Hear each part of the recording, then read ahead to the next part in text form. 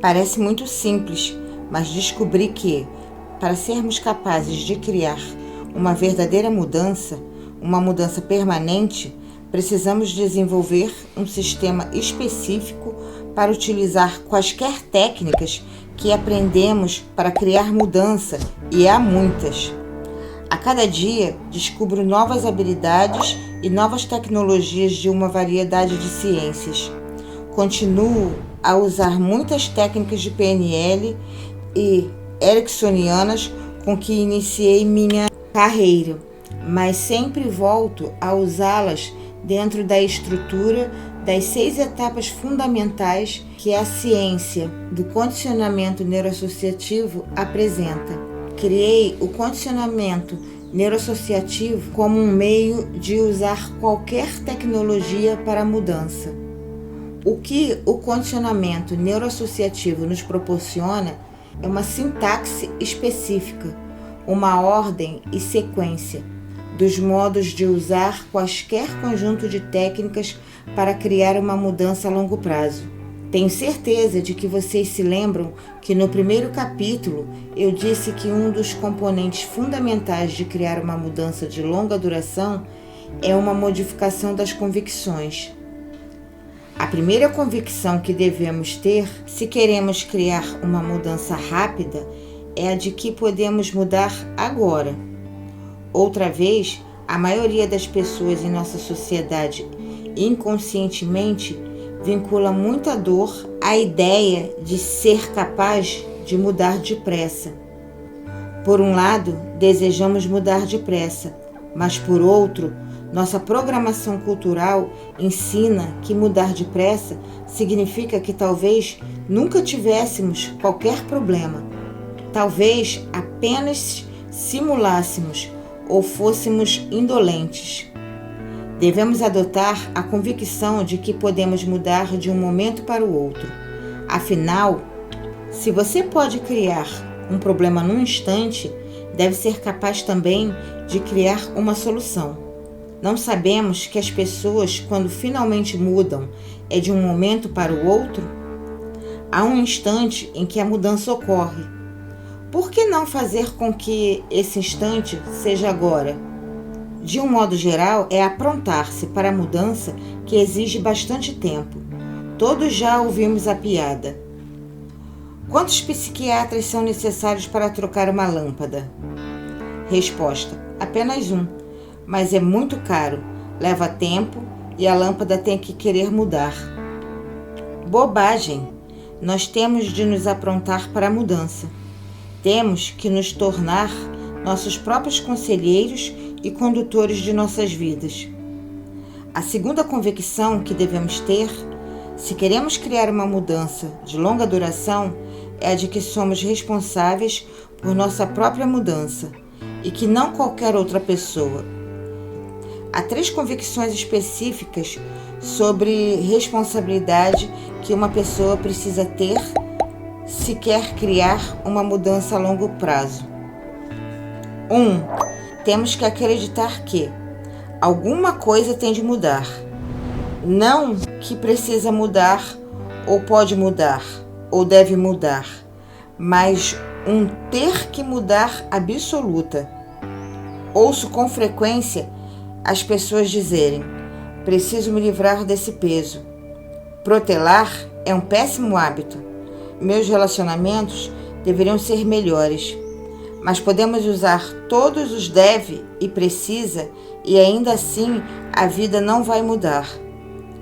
Só quando algo tem de ser é que iniciamos o processo de fazer mesmo o que é necessário para transformar nossa qualidade de vida. 2. Devemos não apenas acreditar que as coisas têm de mudar, mas também acreditar que eu tenho de mudá-las. Devemos considerar a nós mesmos como a fonte da mudança. Caso contrário, ficaremos sempre à procura de outra pessoa para fazer a mudança por nós. E sempre teremos alguém para culpar quando não der certo. Devemos ser a fonte de nossa mudança se quisermos que essa mudança dure. 3. Temos de acreditar que eu posso mudá-las. Sem acreditar que a mudança é possível para nós, como já analisamos no capítulo anterior, não temos a menor possibilidade de realizar nossos desejos. Sem essas 3 convicções básicas, posso lhe assegurar que qualquer mudança que você efetuar sempre corre o risco de ser apenas temporária. Por favor, não me entenda mal. É sempre bom ter um grande orientador, um especialista, um terapeuta, um conselheiro, alguém que já produziu esses resultados para muitas outras pessoas, para apoiá-los nos passos necessários para dominar sua fobia, deixar de fumar ou emagrecer. Mas, em última análise, você tem que ser a fonte da sua mudança. A interação que tive com o fumante recaído naquele dia me levou a formular para mim mesmo novas indagações sobre as fontes de mudança. Por que eu fora tão eficiente ao longo dos anos? O que me distinguiu de outros que haviam tentado ajudar aquelas mesmas pessoas com a mesma intenção, mas não conseguiram obter o resultado? E quando eu tentara criar uma mudança em alguém e fracassara, o que acontecera nesse caso? O que me impedira de produzir a mudança pela qual tanto me empenhara com aquela pessoa? Passei então a formular indagações mais amplas como: o que realmente faz a mudança ocorrer em qualquer forma de terapia? Todas as terapias funcionam durante algum tempo e todas as formas de terapia falharam em outras ocasiões. Também comecei a perceber 2 outras coisas interessantes. Algumas pessoas procuravam terapeutas que eu não considerava dos mais habilitados, e mesmo assim conseguiam alcançar a mudança desejada num curto período. Também constatei que outras pessoas procuravam terapeutas que eu achava excelentes, mas nem por isso eram ajudados a obter os resultados que desejavam a curto prazo.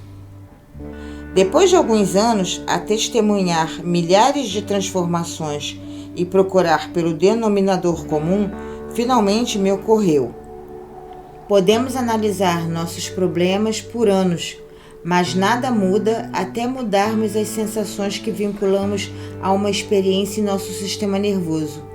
E possuímos a capacidade de fazer isso depressa e com toda a força, se compreendermos o poder do seu cérebro. Que magnífica dádiva com que nascemos! Aprendi que o nosso cérebro pode nos ajudar a realizar praticamente qualquer coisa que desejarmos. Sua capacidade é quase incomensurável. A maioria das pessoas pouco sabe sobre a maneira como funciona, e por isso vamos focalizar por um momento esse centro incomparável de poder e como podemos condicioná-lo para produzir de forma sistemática os resultados que desejamos em nossas vidas. Compreenda que seu cérebro aguarda ansioso cada ordem sua, pronto para executar qualquer coisa que lhe pedir. Só precisa de uma pequena quantidade de combustível, o oxigênio em seu sangue e um pouco de glicose. Em termos de complexidade e poder, o cérebro desafia até mesmo nossa mais moderna tecnologia de computador.